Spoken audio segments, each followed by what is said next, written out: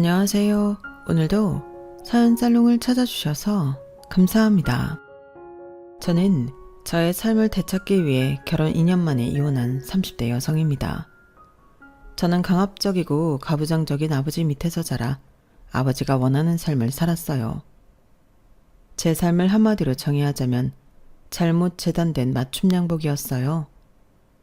아버지는 제 사이즈를 잘 알지도 못하면서 아버지가 원하는 대로 제 삶을 재단했죠. 그래서 전 공부를 해서 원예학과로 대학을 갔어요.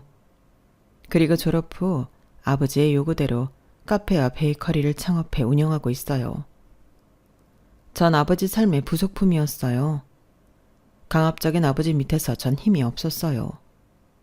게다가 아버지가 선택해준 제 삶이 비교적 윤택하게 흘러가서 제가 아버지에게 반항할 이유를 찾지 못했어요. 그래서 전 결혼도 아버지가 선택한 남자와 하게 되어요. 저는 도축장에 끌려가는 소마냥 결혼을 했어요. 그리고 아버지의 바람대로 아버지의 선택이 틀리지 않았다는 것을 증명하듯 결혼 생활도 윤택했냐고요? 그렇게 묻는다면 불행인지 다행인지 모르게 제 결혼은 엉망이 되었다고 말씀드리고 싶어요. 제 문제는 아니었어요. 탐욕스러운 시댁의 문제였죠. 하지만 덕분에 그게 계기가 되어서 저는 시댁에서 탈출할 뿐 아니라 저의 삶을 살게 되었어요. 그러니 불행 중 다행이라고 할까요? 오늘 저는 저의 탈출기를 보여드릴까 해요. 지금부터 시작할게요. 앞서 말했듯이 저는 강압적이고 가부장적인 아버지 밑에서 자랐어요. 아버지와 엄마의 관계를 생각하면 남자는 하늘, 여자는 땅이라는 말이 절로 나와요. 왜냐하면 엄마는 늘 아버지의 시중이었고 아버지는 엄마에게 늘 큰 소리로 이야기했거든요. 가까이 있는데도 호통치듯 말이에요. 아버지 화났어? 아니, 원래 저렇게 말하잖아. 원래가 어딨어. 엄마한테만 그러잖아. 아, 물론 나한테도 그러지만 밖에서 다른 이모들 만나면 아버지 안 저래. 엄마도 알잖아요. 경상도 남자라 그래. 원래 경상도 남자가 무뚝뚝해. 그럼 엄마 아빠 커피 좀 타주고 올 테니까 빨리 좀 개어나. 빨래를 개면서 저는 아버지가 경상도 남자이기 때문에 그렇다는 주장이 이해가 되지 않았고 아버지는 무뚝뚝한 게 아니라 험상궂은 거라고 생각했어요. 그리고 엄마는 왜 저런 아버지를 사랑해 결혼했고 지금까지 시중 들며 살고 있을까 의문이 들었죠. 엄마는 가부장적인 아버지에게 단 한 번도 반항이라는 걸 해본 적이 없거든요. 짜증을 낸 적도 없어요. 오히려 알겠어요, 미안해요 이런 말을 자주 했어요. 저는 결국 엄마가 아버지의 버릇을 잘못 들였다고 정리했어요. 저렇게 받아주니까 아버지가 아직까지도 자기 멋대로 구는 거라고요. 아버지의 시중을 드는 엄마의 모습을 지켜보며 속으로 혀를 찰 때도 있었어요. 엄마 탓이 아닌데 엄마 탓을 하는 못난 딸이었죠. 하지만 그런 생각을 하면서도 저조차 이미 아버지의 시중이 되어 있었어요. 초등학생 때부터 아버지가 식사를 할 때마다 물을 따라드리는 건 기본이었고요. 아버지는 늘 낮잠을 주무시는데 그럴 때마다 이불을 펴드려야 했죠. 그리고 아버지가 커피를 좋아하셔서 자주 드셨는데 그때마다 제가 뭘 하든 간에 아버지에게 커피를 타드려야 했고 아버지에게 전화가 오면 커피를 타서 농장으로 가기도 했어요. 그리고 제가 고등학생이 되니 아버지는 엄마에게 밥 짓는 법을 배우라고 하더라고요. 밥이요? 그래, 언제든 도움이 될 거다. 그러면서 너희 엄마 일도 더 거들고 다 큰 게 집에서 아무것도 안 하면 쓰나? 그것도 여자가 말이야. 어차피 결혼하면 해야 할 일 미리 배운다고 생각해. 그렇게 저는 엄마에게 밥 짓는 법을 배웠고 그 이후로 더 많은 집안일을 하게 되었어요.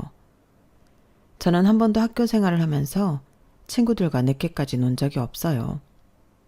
그리고 야간 자율학습은 아버지가 빼주었죠. 모두 저보고 식사 준비를 거들라고 그랬던 거예요. 말씀 안 드렸지만 저 외동이에요. 외동딸을 보물처럼 아끼지 못할 망정 이렇게 부려먹어도 되나. 저는 그 생각이 들더라고요. 참 아버지에게 서운했어요. 울기도 많이 울었죠. 친딸이 아닌가? 이런 생각이 들기도 했어요. 그리고 제가 엄마에게 이런 기분을 털어놓을 때마다 엄마는 아버지는 원래 그런 사람이니 네가 이해해야 해 라고 하셨어요. 저는 바다처럼 넓은 마음을 가진 사람이 아니에요. 그래서 이해는 평생토록 되지 않았어요. 다만 아버지를 겪으면서 아버지가 평생토록 변하지 않으리란 것을 알았죠. 사람이 변하면 죽는다잖아요. 저는 아버지라고 또 그렇게 되는 건 원하지 않았거든요.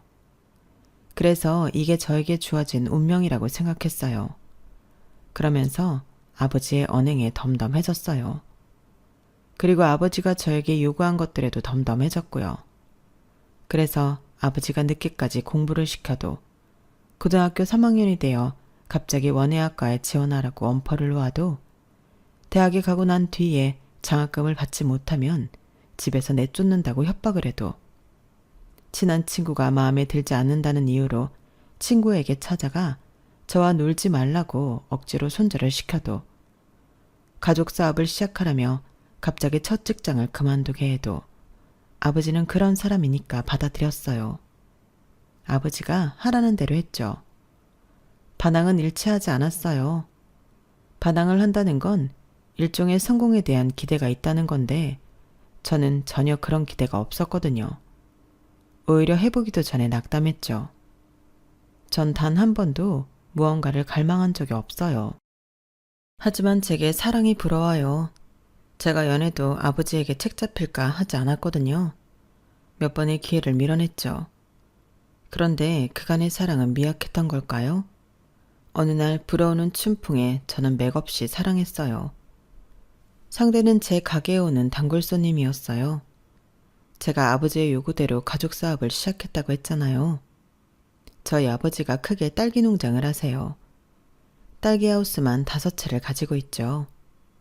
아버지는 저에게 우리 집 딸기를 주로 해서 카페와 베이커리를 창업하라고 했어요. 그래서 저는 바리스타 자격증과 베이커리 자격증을 취득해 창업을 했어요. 그리고 그 사람은 제 가게의 단골 손님이었어요. 단골 손님인 그는 올 때마다 저에게 안부를 묻고 날씨 이야기를 하면서 간단한 대화를 했어요. 그러다 이름을 알게 되고 직장도 알게 되고 사랑에 빠진 거예요. 저희 두 사람이 연애를 하는 건 어려운 일이 아니었어요. 그는 매일 제 가게로 퇴근을 했어요. 카운터 근처에 앉아 남은 일을 하면서 저와 이야기도 하고 매장 청소를 해주기도 하고 그랬어요. 그때 제가 가게를 혼자 봐서 따로 다른 데에 가서 데이트를 한 적이 거의 없었지만 그래도 즐거웠고 사랑스러운 시간이었어요. 저는 처음으로 활기라는 단어를 체감했어요. 하지만 한 번도 가게에 들리지 않았던 아버지가 갑자기 가게로 와서 저희 관계에 빨간불이 켜졌죠. 누구야? 누군데 테이블을 닦아? 친구요. 남자 여자 사이에 친구가 어딨어? 아, 안녕하세요. 지은이랑 만나고 있는 허준영이라고 합니다. 만나 뵙게 되어서 영광입니다. 이빠른 소리만 하는 걸 보니 영업직인가? 나 참, 지금 이 꼴을 보니까 내가 후회가 된다. 차라리 너를 농장에 넣었어야 했어. 아빠는 사람 앞에 두고 그런 말이 어딨어요. 자네 이만 가보게. 내가 내 딸이랑 중요하게 할 말이 있으니까. 그리고 남자친구가 돌아간 뒤에 아버지는 주방에 들어와 저를 마구 혼냈어요. 내가 너 이런 짓 하라고 여기에 가게 내준 거 아니다. 우리 집 딸기 더 홍보하고 발전시키라고 가게 내준 거지. 그런데 지금 이러는 건 내 뒤통수 치겠다는 거지. 딸이라고 하는 인내가 이렇게 부모 말을 안 들어서야 당장 헤어져. 더 볼 것도 없어. 그리고 저는 남자친구를 모욕하는 그 말에 처음으로 반항을 했어요. 그런 말이 어딨어요. 제대로 보시지도 않았잖아요, 준영씨. 좋은 사람이에요. 저한테 삶의 활기가 뭔지 알려준 사람이라고요. 저를 행복하게 해준다니까요. 행복? 돈으로 만든 행복이 아니면 그 행복 얼마나 갈 것 같냐? 네가 사랑이라고 운운하는 게 대체 얼마나 갈 것 같냐고. 그래, 그럼 한번 물어보자. 걔 부모는 뭘 안다니? 나도 몰라요. 아직 그런 거 물을 단계는 아니에요. 그걸 먼저 물어보는 게 단계야.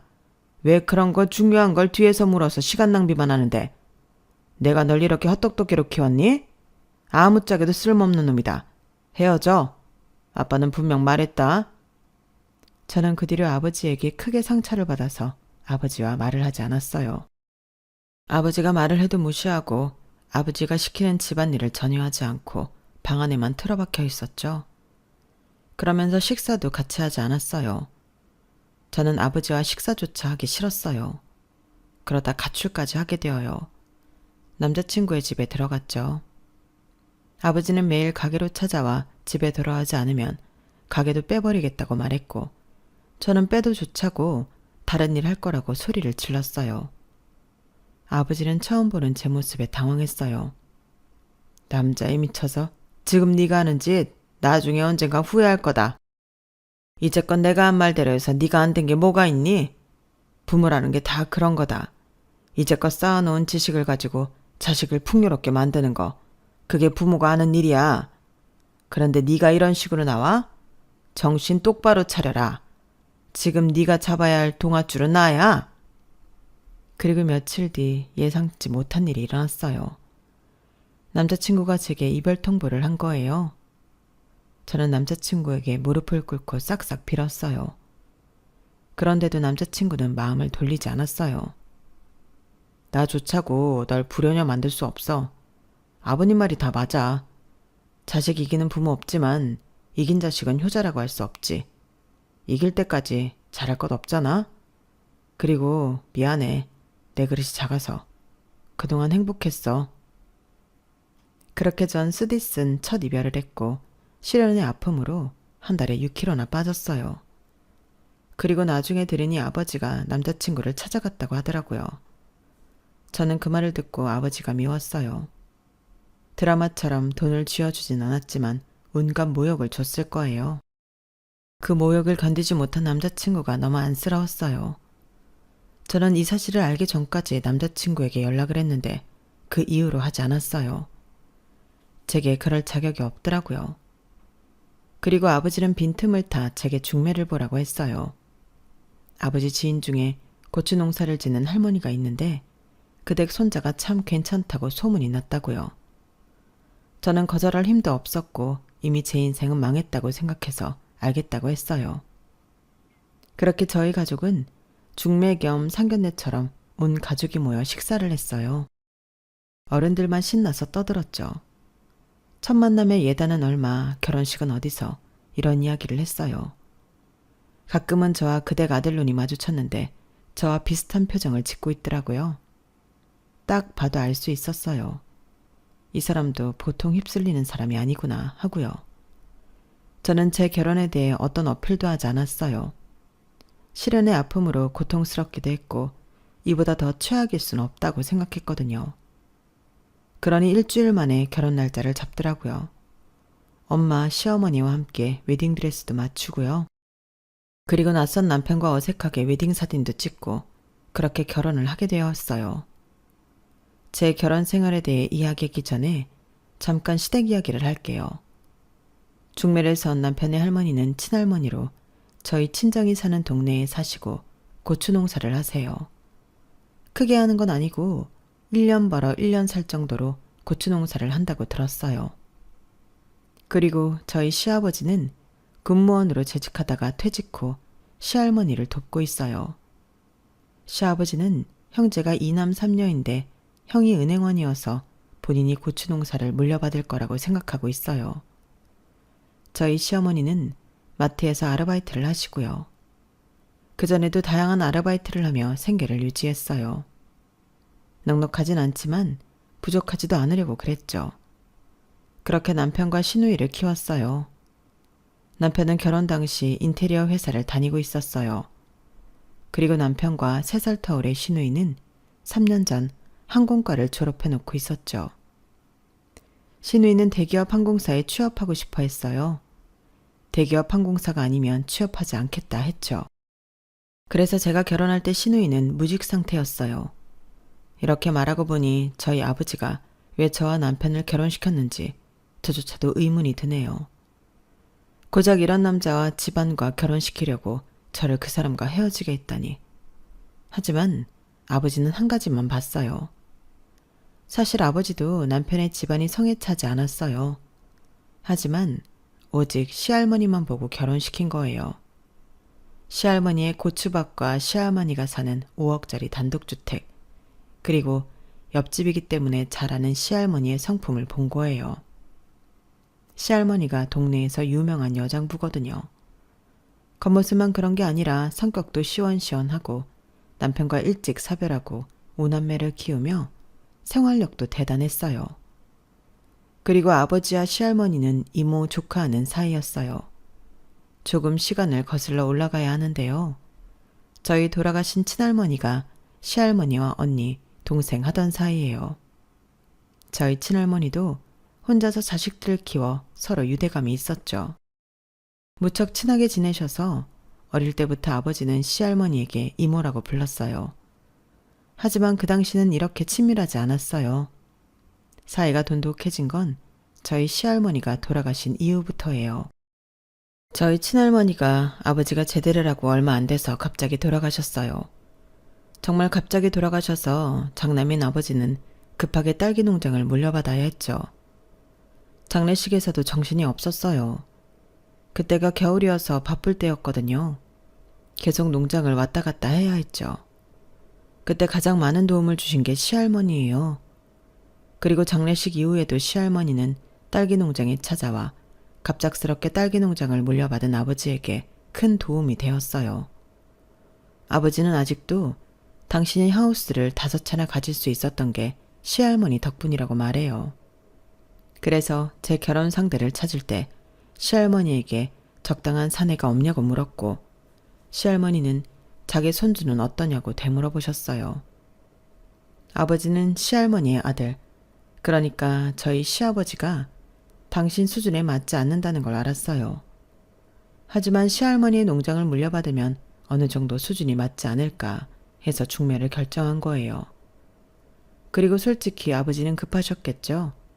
제가 또 야반도주라도 할까봐 두려웠을 거예요. 왜 이렇게 지은이 결혼을 서둘러? 이모는 몰라도 그 집안에 성에 안 찬다며. 군무원이라 그랬나? 게다가 곧 퇴직한다며. 하나밖에 없는 딸이야. 조금 신중해도 되잖아요. 지금 내가 신중하지 않다는 거야? 남편이 하는 일에 이러쿵저러쿵 하는 거 아니야. 그리고 지금 신중하게 고르면서 시간 보낼 여유가 있어? 하나밖에 없는 딸이 지금 저 모양인데 쟤 저러다 정말 쪽팔린 집안에 시집간다고. 전에 만났던 그놈은 집에 돈도 없고 배포도 없고 영 아니었다는 거 당신도 알잖아. 이러니 내가 이러지 않고 배겨? 또 단식 투쟁하고 야반도주하고 그 꼴 다시 못 봐. 저렇게 나사 빠져있을 때 결혼시켜야 돼.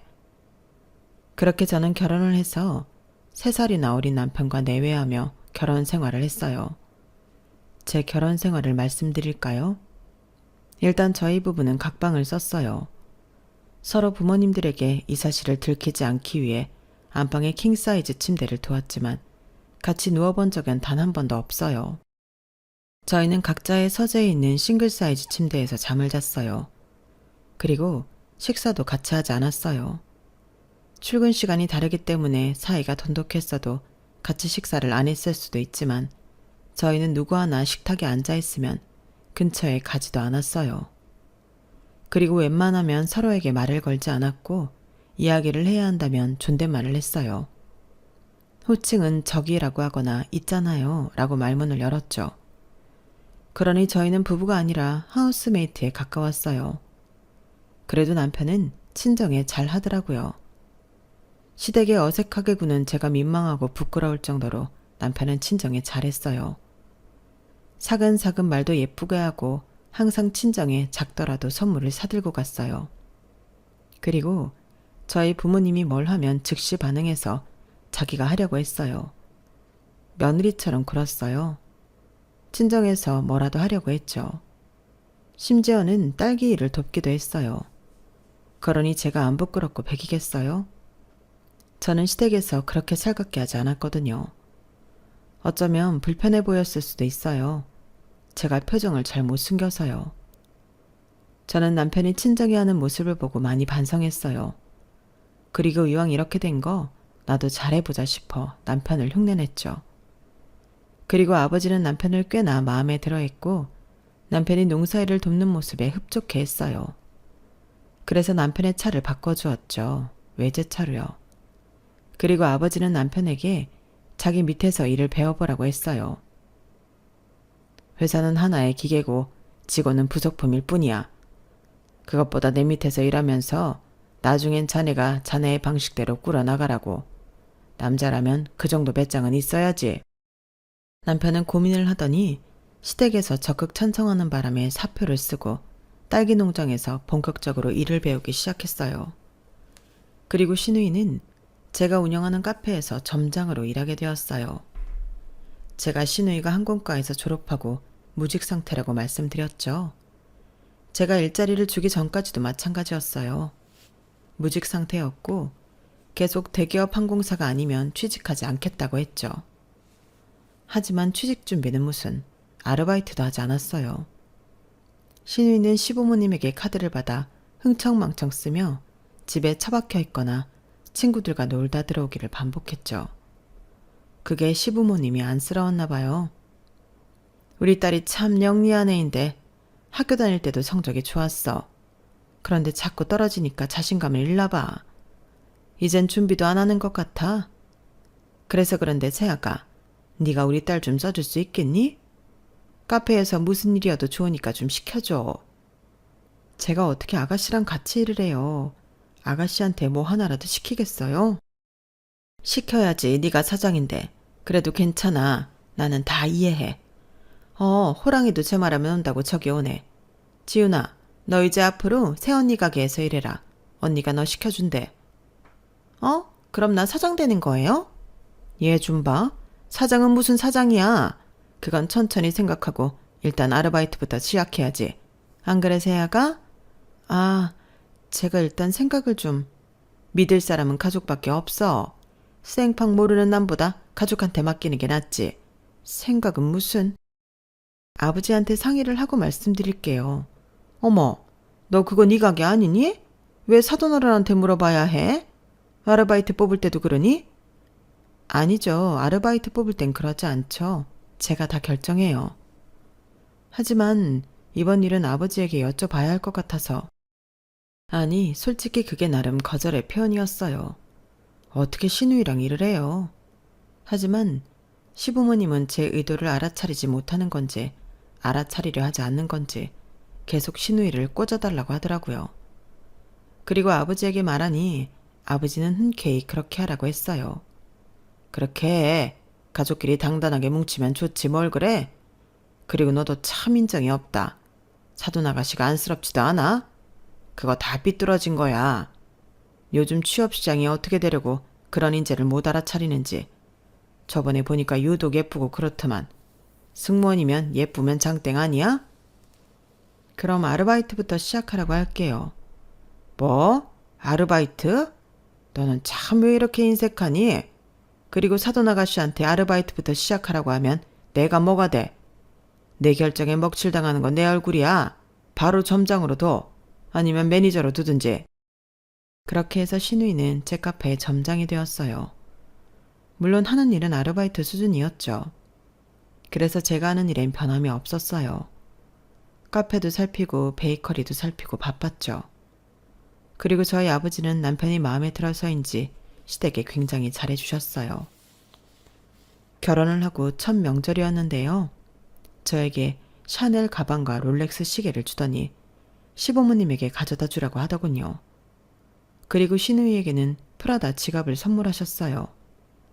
시부모님과 시누이는 껌뻑 넘어갔죠. 그 후엔 시부모님 생신이 있었는데 그땐 용돈을 주라며 아버지가 100만 원씩 줬어요.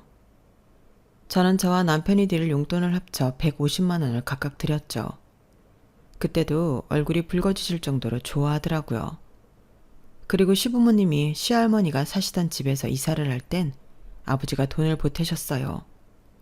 시부모님이 아파트로 들어간 게 아니라 땅을 사고 집을 올렸는데 거의 집값 수준의 돈을 주었죠. 그런 이유로 시부모님은 저를 귀하게 대했어요. 저는 시댁에서 설거지를 해본 적이 없어요. 그리고 제사 때는 거들기만 할 뿐 제대로 제사상을 차리지 않았죠. 그런데 결혼한 지 1년이 지나 저희 친정아버지가 대장암 말기 판정을 받으세요. 예상하지 못한 일이어서 저희 가족뿐 아니라 시댁 식구들도 놀랐죠. 저와 엄마는 아버지를 케어하는데 시간을 다 보내야 했어요. 카페 일이 좀 능숙해진 시누이에게 맡기고 베이커리는 믿는 직원에게 맡겼어요.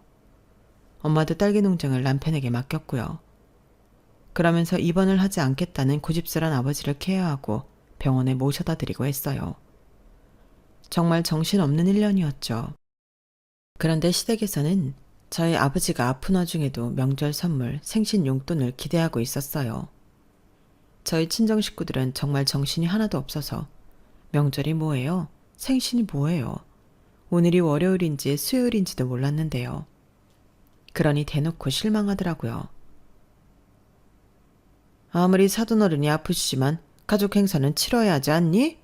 오지도 않고 전화도 없고 병원도 명절엔 쉬지 않아. 세상이 말세야 말세. 사돈어른도 그렇게 안 봤는데 시야가 좁으시네.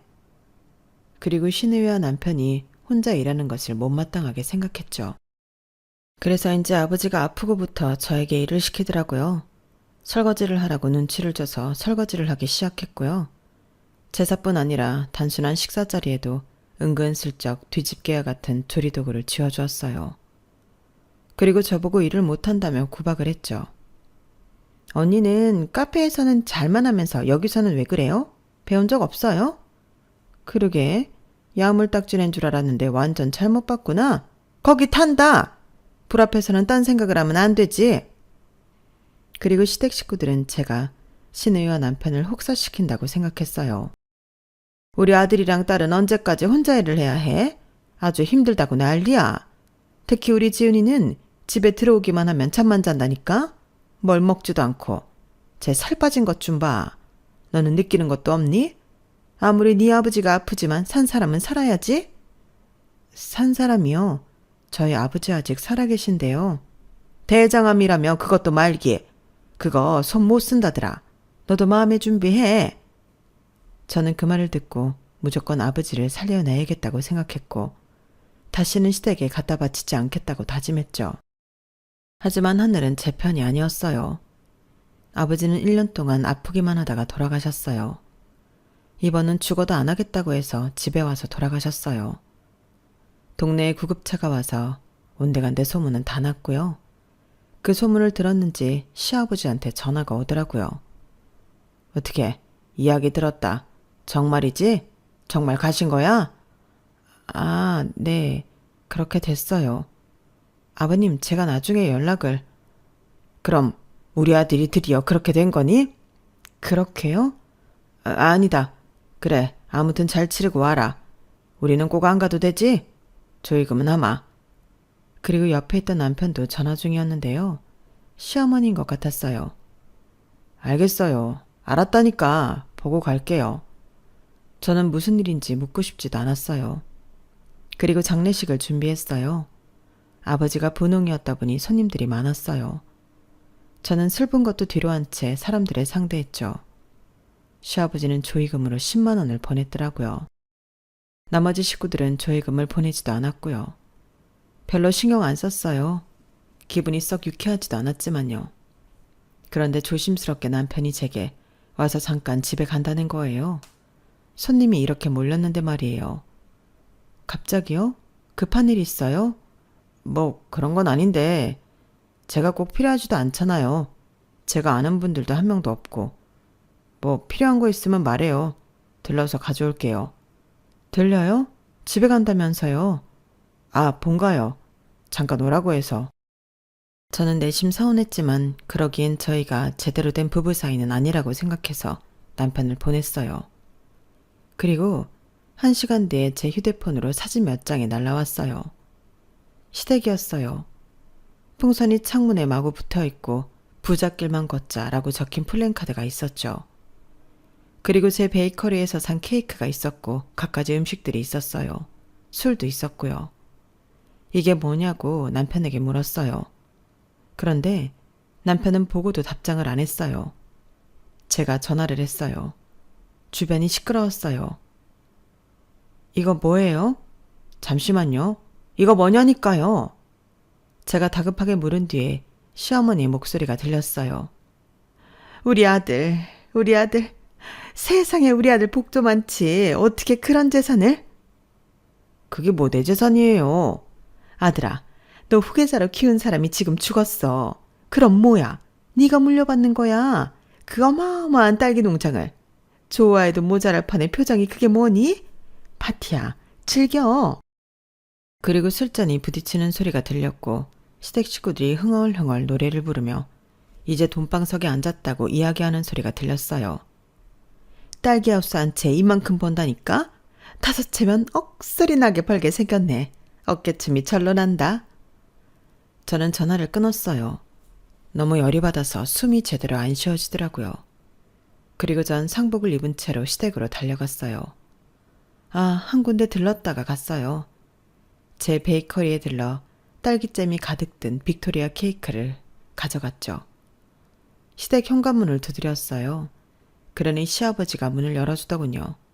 술 냄새가 진하게 났어요. 열이 받더군요. 저는 신발을 신고 거실로 가서 주변을 살폈어요. 풍선에 플레잉카드, 케이크에 각종 음식들. 정말 파티를 하고 있더군요.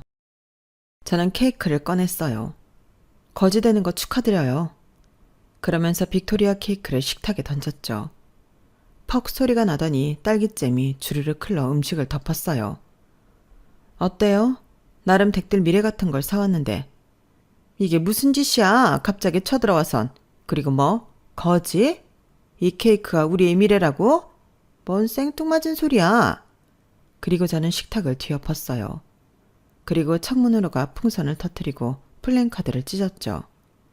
그리고 안방으로 가서 샤넬 가방과 롤렉스 시계를, 그리고 시누이의 방에 가서 프라다 지갑을 가져왔어요. 그리고 부엌 칼로 하나하나 찢고 망가뜨렸죠.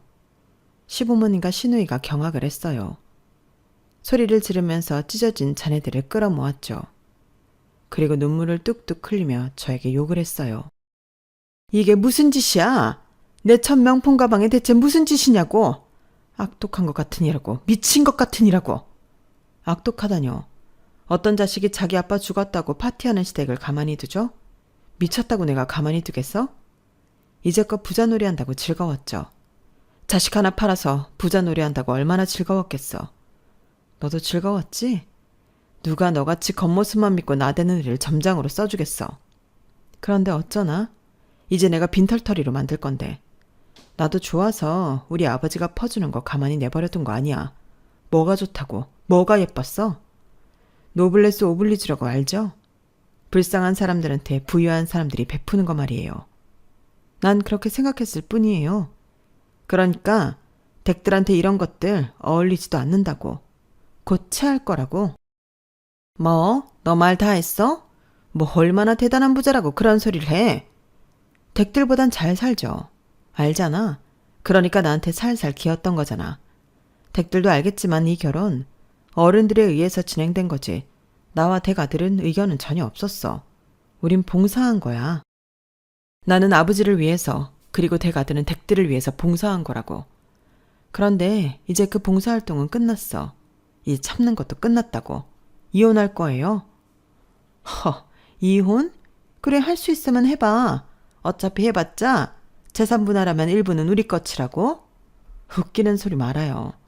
유산은 재산 상속 목록에 포함되지도 않아. 댁 아들도 서류상으로 후계자라는 증거 없고 단순 노동자일 뿐이야. 그리고 이 댁 아들이 유언 얘기는 안 했나 봐? 모든 재산은 내 이름 아래에 있어. 이혼할 거고 댁 아들과 딸은 이제 실직자야. 제가 그렇게 말하자 시부모님과 시누이는 세상을 잃은 것처럼 멍하게 절 쳐다봤어요. 저는 쐐기를 박았죠. 그리고 마지막으로 이 집도 재산분할 목록에 포함될 거예요. 이 집 올릴 때 우리 아버지가 준 돈 입금 내역 있고 돈 보내고 나서 뭐라고 문자 했는지 알죠? 뭐? 이 집도? 어떻게 그럴 수 있어? 이건 우리 남편 명의로 되어 있다고. 대체 우리가 뭐라고 했는데 그래? 분명히 그랬어요. 본인들 죽으면 우리 보고 살라고요. 돈 줘서 고맙다고. 그건 우리 부부의 공동재산 형성의 일환이라는 걸 증명하고요. 혀우 같은 년, 언제부터 이럴 생각이었던 거야? 너 처음부터 이럴 생각이었어? 아니, 그쪽들이 이렇게 치사하고 음침하게 굴지 않았더라면 난 가족이 되었을 거예요. 그리고 아마 위자료는 제가 많이 받을 겁니다. 왜? 위자료도 받아가겠다고? 당연하죠. 지금 여길 찍은 사진들 댁아들이 나한테 보냈어요. 난 정신적 충격을 받았으니 이것도 증거로 제출할 겁니다. 그러니 법정에서 뵙죠. 시아버지는 제 손을 붙잡고 저를 못 가게 했어요. 이렇게 하시면 감금했다고 날 거예요. 제가 그렇게 말하는데도 시아버지는 제 손을 놓지 않고 취소하라고 소리를 질렀어요. 그러자 남편이 제게와 시아버지에게서 저를 떼어냈죠. 그만하세요. 그냥 이 사람이 하라는 대로 당하세요. 저도 빈털터리로 이혼 당할 테니까요. 우리 잘한 거 아무것도 없잖아요. 솔직히 저 팔아서 이것저것 받으며 좋았던 것도 맞고요. 선물, 돈, 심지어 지훈이는 직장까지 얻었다고요. 어머니는 이 사람한테 용돈 받으니 그렇게 오래 해오던 아르바이트 그만두셨잖아요. 그리고 편하게 지냈잖아요. 그런데 저희는 이 사람 어떻게 대했죠? 이 사람은 그냥 저희한테 창고였어요. 창구이기도 했고요. 저 그동안 아버지 어머니한테 많이 실망했어요. 장인어른 장모님 앞에서 바닥에 닿도록 인사하고 선물이나 용돈 받으면 속 없는 사람처럼 좋아하고 장인어른 아파서 그간 받던 것들 받지 못하니 괜히 이 사람한테 승질내고 정말 쪽팔렸어요. 예, 너 지금 무슨 말을 하는 거니? 그래서 일부러 사진 보냈어요. 이 사람 성격을 제가 잘 모르지만 자기 아빠 죽었는데 파티하는 시댁 사람들 보면 누구든 못 참을 테니까. 그래서 불렀어요. 그리고 다행히 망쳐졌네요. 바로 코앞에 오아시스가 있는데 지금 네가 일을 망친 거야. 그건 아니? 제 일을 망친 건 언제나 아버지 어머니셨어요. 전 이렇게 살고 싶지 않았어요. 늘 말했잖아요. 음악이 하고 싶다고. 그런데 취직하라고 직장 다니라고 안정적으로 살라고 아버지 어머니가 그랬잖아요. 음악 한 곡도 편하게 못 듣게 하셨잖아요. 결혼도 마찬가지고요. 전 결혼 같은 거 안 하고 싶었어요. 아버지 어머니처럼 살까봐 죽어도 안 하고 싶었다고요. 그게 무슨 소리냐. 일단 이리 와. 이리 와서 새아가한테 사과하자. 이젠 사과하시라고요. 아까까지 있는 욕 없는 욕 다 했으면서 무슨 사과예요. 그냥 망하세요. 빈털터리로 사세요. 그러면서 남편은 제 손을 잡고 시댁을 나왔어요. 그리고 저를 차에 태웠죠. 장례식장으로 가면 되죠? 그리고 저희는 장례식장에 도착했어요. 오는 길에도 도착을 해서도 남편이 아무 말도 안 하더라고요. 그리고 같이 장례식장에 들어가 남편처럼 곁에 있어주더니 새벽이 되어서 제게 고백하더라고요. 상견례였던 첫 만남에서 눈을 마주치자마자 알았어요. 저 여자도 나랑 같은 삶을 살고 있구나. 반항할 수 없겠구나. 그냥 이대로 결혼하겠구나. 그리고 정말 결혼했죠. 사실 같은 사람이라고 편했어요. 억지로 노력하지 않아도 됐고 우리 각방 썼잖아요. 아마 우리 부모님이 좀 더 매너 있고 정중한 사람이었다면 우리 이혼 못했을 거예요. 그냥 그렇게 살았겠죠. 인생을 낭비하면서. 사실 제가 너무 실망했어요. 저희 부모님한테요. 그렇게까지 할 줄은 몰랐거든요. 보자마자 사진을 찍어서 보내야겠다고 생각했어요. 아까 말했던 것처럼 내가 그쪽을 많이 알지 못하지만 시댁이 그런 파렴치한 파티를 한다는 게 화가 안 날 사람이 어디 있겠어요? 뭐든 할 거라고 생각했어요. 좀 지나쳤죠? 아니요. 속이 시원하던걸요. 그럴 수 있어요. 그럴만 했고요. 너무 마음에 담아두지 마세요. 그리고 이제 아주 끝장을 봐요. 밑바닥까지 끌어내려요. 어떻게 하려고요? 앞으로 말이에요. 정말 빈털털이 되어도 괜찮겠어요? 괜찮아요. 원래 내 몫이 아니었잖아요. 그래도 덕분에 좋은 차 타봤어요. 항상 장인어른한테는 감사해요. 물론 장모님도요. 우리 아빠 그렇게 좋은 사람 아니에요. 날 봐요. 이렇게 살고 있는데 뭘. 저한텐 좋은 분이었어요. 하는 만큼 인정해 주시는 정직한 분이었고요. 정말 어떻게 하려고 그래요? 정말 아까 했던 말처럼 해도 돼요? 돼요. 그렇게 해요. 그리고 나는 이제 우리 가족한테서 멀리 벗어날 거니까 뭐든 할 수 있지 않겠어요? 그리고 이런 말을 내가 해도 될지 모르겠지만 뭔데요? 진짜 사랑을 찾아요. 저 봤어요. 우리 결혼식 때. 우는 남자 봤어요. 네? 무슨 사연인지 전 모르지만 아직도 기다릴지도 모르잖아요. 정말 사랑했다면. 정말 사랑하진 않았을 거예요. 우리 아버지가 뭐라고 했는지 모르지만 결국 도망갔으니까. 그래도 장인어른이 무슨 말 했는지 대충 감은 오잖아요. 그쪽이라면 그런 이야기 듣고 헤어지지 않을 수 있어요? 밀고 갈 수 있어요? 아니요. 저도 도망갔을 것 같아요. 그러니 그 사람 너무 미워하지 마요. 남편은 제게 용기를 줬고 장례식이 끝날 때까지 제 곁에 있어줬어요. 그리고 시댁 식구들에게 제게 말한 대로 소송은 진행되었어요. 저는 시댁 식구들에게 호언장담한 대로 모든 증거를 법원에 제출했어요. 그래서 유산은 지켜졌고 시부모님의 주택은 다른 사람에게 팔렸어요. 그리고 전 시부모님의 악행이 인정되어 많은 위자료를 받았죠. 생각보다 많이 받았어요. 판결을 듣고 시부모님은 법원이 떠나가라 울더군요. 저는 속이 다 시원했어요. 그리고 재판이 끝나고 엄마가 제게 사과했어요. 지은아, 미안하다. 엄마가 곁에서 그래도 결혼만큼은 네 선택대로 하게 뒀어야 했는데 엄마가 너무 약했어. 그래도 아버지는 널 사랑했다. 네가 잘 되길 바라서 그랬던 거야.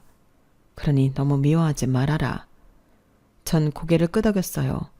그리고 엄마를 안아주었죠. 누군가 아버지가 밉냐고 제게 묻는다면 밉죠. 저를 이렇게 만든 사람이 아버지니까요. 하지만 아버지가 저를 사랑했다는 것, 그걸 부정하진 않아요. 단지 방식이 잘못되었을 뿐이죠. 솔직히 아버지에 대한 미움보다 아쉬움이 많이 남아요. 더 투쟁해 볼 걸, 더 싸워 볼 걸. 이런 생각이 이제서 비로소 들었거든요. 그래서 다음 생에도 제가 아버지 자식으로 태어난다면 그땐 단호하게 말하고 아버지와 제대로 된 투쟁을 할 거예요. 그리고 제가 만들어가는 제 삶도 틀리지 않다는 걸 보여드릴 거예요. 저는 아쉬움을 한가득 안고 법원에서 나왔어요. 그리고 며칠 뒤 전 남편에게 위자료로 받은 돈을 모두 보냈죠. 그러자 전 남편에게 곧장 전화를 하더라고요. 뭐냐고 물었어요. 그동안 3살 많은 누나랑 살아줘서 고맙다고요. 그래서 보냈어요. 집에서는 좀 벗어났나요? 뭐든 해봐요. 뭘 하든 응원할게요. 정말 고마웠어요. 그래도 지환 씨가 좋은 사람이어서 숨 막히지 않았어요. 전 남편은 웃으며 전화를 끊었고 자기도 저를 응원한다고 고맙다고 하더군요. 그리고 저를 누나라고 불렀어요. 그렇게 저희는 가끔 만나 서로 응원하는 사이로 남았어요. 그리고 딸기 농장은 같이 원약과를 넣은 친척 오빠가 투입되어서 세 가족이서 운영했어요. 카페와 베이커리도 그대로 있고 나중에 여유가 생기면 2호점을 낼 생각이에요. 그리고 소문을 들어보니 시부모님은 시할머니 고추밭에서도 완전히 쫓겨났어요. 집도 잃고 직장도 잃어서 일단은 급한 대로 친척집에서 살고 있어요. 시누이는 결혼을 했어요. 다른 지역 과수원을 하는 집 아들과 결혼을 했더라고요. 또 중매인 것 같아요. 사람은 역시 고쳐서 쓰는 게 아니라니까요. 그리고 저는 용기를 내서 그 사람에게 연락을 했어요. 그리고 이번 주에 만나기로 했어요. 금요일에 만나기로 했는데 그날이 벌써부터 기대가 되고 떨려요. 이제 앞으로 제 인생은 제가 주무르고 만들어서 살려고요. 여기까지가 제 사연입니다. 여러분들도 혹시 누군가에 의한 삶, 수동적인 삶을 살고 있다면 감히 말씀드려요. 용기를 내라고요. 저도 했으니 여러분들도 용기를 내실 수 있을 거예요. 우리 당당하게 살아요. 행운을 빕니다. 여러분, 사연 댓글에 응원과 현명한 조언 부탁드려요. 좋아요와 구독은 저에게 큰 힘이 됩니다. 오늘도 좋은 일 가득하세요.